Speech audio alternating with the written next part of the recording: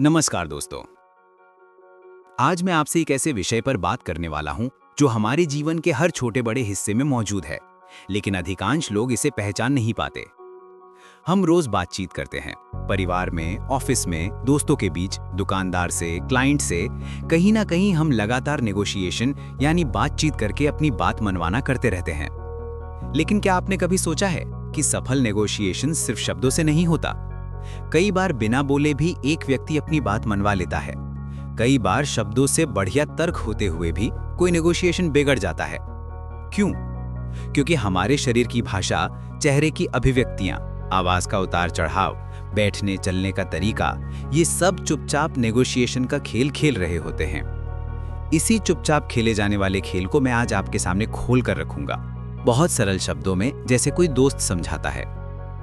अध्याय 1, नेगोशिएशन की असली सच्चाई, शब्द कम, इशारे ज्यादा।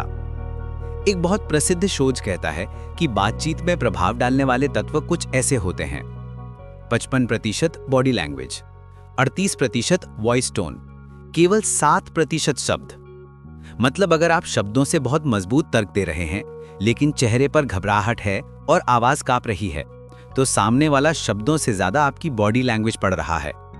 तो नेगोशिएशन सिर्फ बोलने का नाम नहीं है, नेगोशिएशन एक पूरी बॉडी परफॉर्मेंस है। अध्याय 2, बॉडी लैंग्वेज, खामोश लेकिन सबसे तेज बोलने वाली चीज। 1, आई कांटेक्ट यानी नजर मिलाना।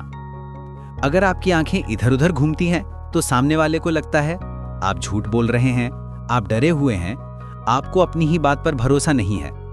लेकिन संतुलित आई कांटेक्ट यानी लगभग 60 to 70% आत्मविश्वास दिखाता है। 2, पोस्चर यानी बैठने खड़े होने का अंदाज। झुकी हुई कमर का मतलब कमजोरी, डर, आत्मविश्वास की कमी। सीधी कमर और खुला बॉडी पोस्चर, भरोसा, सम्मान, स्थिरता, शक्ति। 3, हैंड्स मूवमेंट यानी हाथों का उपयोग। बहुत ज्यादा हाथ चलाना, बेचैनी या ओवर एक्टिंग। बहुत कम हाथ चलाना, कठोरता या असहजता। संतुलित हाथों की गति, आत्मविश्वास प्लस स्पष्टता। 4, फेशियल एक्सप्रेशंस यानी चेहरे की भाषा। सख्त चेहरा मतलब आक्रामकता, बहुत खुश चेहरा मतलब हल्कापन या सीरियसनेस की कमी। थोड़ी सी कोमल मुस्कान मतलब अपनापन प्लस मित्रता। अध्याय 3, वॉइस टोन यानी आवाज का प्रभाव शब्दों से ज्यादा। कई बार आप एक ही वाक्य दो तरह से बोल सकते हैं। मुझे नहीं लगता ये ठीक है। नरम टोन मतलब चर्चा के लिए जगह, मुझे नहीं लगता ये ठीक है। कठोर टोन मतलब लड़ाई की शुरुआत। आवाज की 3 चीजें समझें। 1, पिच यानी ऊंचाई। बहुत ऊंची मतलब गुस्सा, बहुत नीची मतलब कमजोरी या उदासी, मध्यम स्थिर मतलब भरोसा। 2, पीस यानी गति। तेज बोलना मतलब घबराहट, धीरे बोलना मतलब आत्मविश्वास। 3, पॉजेज यानी रुकावट। अच्छे नेगोशिएटर रोक रोक कर बात करते हैं। पॉज देना एक हथियार है, ये सोचने का समय भी देता है और आपकी बात का प्रभाव भी बढ़ाता है। अध्याय 4, लिसनिंग यानी नेगोशिएशन का आधा जीत। नेगोशिएशन सिर्फ बोलने से नहीं होता, सुनने से ज्यादा होता है। जब आप ध्यान से सुनते हो तो सामने वाला खुल जाता है, उसकी जरूरतें सामने आती हैं, आपको नेगोशिएशन पॉइंट्स मिलते हैं और वो आपके प्रति सम्मान महसूस करता है। ऐसे लोग जो बोलने से ज्यादा सुनते हैं, उनके पास ज्यादा पावर होती है, क्योंकि वे सारी जानकारी ग्रहण करते हैं। अध्याय 5, साइलेंस, नेगोशिएशन का सबसे शक्तिशाली हथियार, खामोशी। जी हां, सही सुना आपने। नेगोशिएशन में खामोशी का इससे ज्यादा लाभ कोई नहीं समझता जितना एक अनुभवी नेगोशिएटर। जब आप कोई ऑफर रखते हो और फिर चुप हो जाते हो, उस चुप्पी में सामने वाला घबरा जाता है। कई बार वो खुद अपनी पेशकश सुधार देता है या वो आपके टर्म्स मानने लगता है। खामोशी दबाव बनाती है बिना बोले। अध्याय 6, मिररिंग मतलब सामने वाले जैसा बन जाना। मिररिंग मतलब उसकी बॉडी लैंग्वेज को हल्का सा कॉपी करना, उसकी एनर्जी लेवल मैच करना, उसके बोलने की गति और टोन से तालमेल बनाना। ये क्या करता है? तो ये सामने वाले के दिमाग को सबकॉन्शियसली ये महसूस कराता है कि ये व्यक्ति मेरे जैसा है, मैं इस पर भरोसा कर सकता हूं। मिररिंग एक सटल स्किल है, जबरदस्ती नहीं करनी चाहिए, बस प्राकृतिक तरीके से। अध्याय 7, स्पेस एंड डिस्टेंस। दूरी भी मैसेज देती है। नेगोशिएशन में बैठने और खड़े होने की दूरी भी बोलती है। बहुत पास बैठना मतलब दबाव, बहुत दूर मतलब दूरी या कोल्डनेस। सही दूरी मतलब सम्मान प्लस आराम प्लस ओपननेस। एक बड़ा negotiation principle, angled seating better than face to face seating, मतलब सीधे एक दूसरे के सामने बैठने से तनाव बढ़ता है। 90 टू 120 डिग्री एंगल पर बैठना बातचीत को कम आक्रामक बनाता है। अध्याय 8, फर्स्ट इंप्रेशन, पहले 30 सेकंड की शक्ति। पहले 30 सेकंड में ही सामने वाला आपको जज कर लेता है। आपके कपड़ों का चुनाव, आपका चलने का अंदाज, आपकी मुस्कान, आपकी नजरें, आपकी आवाज। अगर शुरुआत मजबूत हो जाए तो नेगोशिएशन पहले से ही आपके पक्ष में हो जाता है। अध्याय 9, इमोशंस पर नियंत्रण यानी जीत की असली कुंजी। सफल नेगोशिएटर क्या करते हैं?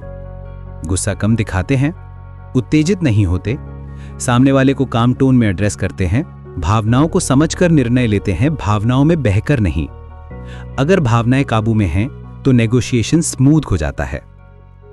अध्याय 10, द पावर ऑफ एम्पैथी, मतलब सामने वाले की जगह खुद को रखना। एम्पैथी मतलब सामने वाला क्या महसूस कर रहा है उसे समझना।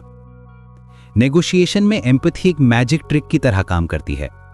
सामने वाला आपको अपना दोस्त समझने लगता है, वो खुलकर अपनी समस्या बताएगा, वो आपकी बातों को दुश्मनी की बजाय मदद समझेगा। एम्पैथी माहौल को नरम बनाती है।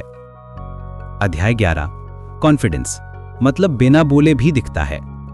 कॉन्फिडेंस कोई शब्द नहीं, कॉन्फिडेंस एक वाइब है, आपके शरीर से निकलने वाला एक मैसेज कि मैं शांत हूं, तैयार हूं और मुझे पता है मैं क्या चाहता हूं।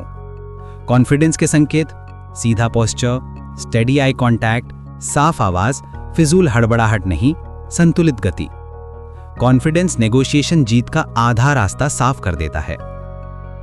अध्याय 12, रीडिंग द अदर साइड्स, खामोश भाषा पढ़ना। सफल नेगोशिएटर सिर्फ अपनी बॉडी लैंग्वेज नहीं देखते, वे सामने वाले की बॉडी लैंग्वेज भी समझते हैं। सामने वाला पीछे हटे मतलब शायद असहज है, भौंसी कुड़े मतलब वो डॉटफुल है, बहुत तेजी से पेन चलाए मतलब नर्वस है, बार बार सिर हिलाए मतलब सहमत होने की तैयारी में है। ये संकेत आपकी नेगोशिएशन स्ट्रैटेजी बदलने का तरीका बताते हैं। अध्याय 13, विन विन थिंकिंग, दबाव से नहीं समझ से जीतें। नेगोशिएशन कोई युद्ध नहीं है, नेगोशिएशन एक सहयोग है जहां दोनों पक्ष जीत सकते हैं। जब आप दोनों की जीत वाला माइंडसेट लेकर बैठते हैं तो माहौल शांत रहता है, समाधान जल्दी निकलता है, सामने वाला आपका सहयोगी बन जाता है और आपका परिणाम भी बेहतर मिलता है। विन विन हमेशा लंबी अवधि में ज्यादा लाभ देता है। अध्याय 15, ट्रस्ट बिल्डिंग। ट्रस्ट बिल्डिंग मतलब भरोसा बनाना। भरोसा बनाना नेगोशिएशन की असली मुद्रा है।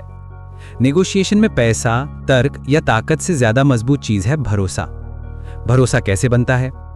स्पष्ट और ईमानदार बातें करके, फैक्ट्स और लॉजिक से समझाकर, वादे नहीं करके, कमिटमेंट देकर, सम्मानपूर्वक व्यवहार करके। जिन लोगों पर भरोसा होता है उनसे नेगोशिएशन आसान होता है। अध्याय 16, प्रिपरेशन, मतलब मैदान में उतरने से पहले की जीत। सफल नेगोशिएशन कभी अचानक नहीं होता, उसकी तैयारी होती है। तैयारी का मतलब जानकारी जुटाना, सामने वाले की जरूरतें समझना, अपना डिजायर्ड आउटकम क्लियर रखना, ऑल्टरनेटिव सॉल्यूशन सोचना, इमोशनल ट्रिगर्स पहचानना। जितनी तैयारी उतनी जीत। अध्याय 17, रियल लाइफ एग्जाम्पल्स, नेगोशिएशन का असली खेल। एग्जाम्पल 1, बाजार में सौदा करना। दुकानदार कहता है 300 रुपए, आप कहते हैं बहुत महंगा है, लेकिन आपकी आवाज हिचकिचाती है। दुकानदार समझ जाता है कि आप लेने वाले हो, वो दाम नहीं घटाएगा। लेकिन अगर आपका पोस्चर रिलैक्स्ड है, आवाज स्थिर है, तो दुकानदार खुद कहेगा ठीक है 250 दे दो। ये साइलेंट नेगोशिएशन है। एग्जाम्पल 2, ऑफिस में सैलरी नेगोशिएशन। अगर आप घबराए हुए लगते हैं या आंखों में भरोसा नहीं है या बहुत तेज बोलते हैं तो एचआर समझ जाता है कि आप डेस्परेट हैं। लेकिन काम, steady tone plus confident pause plus clear points equals to better offer. अध्याय 18 बिग ट्रूथ। नेगोशिएशन सीखना कोई मुश्किल कला नहीं है।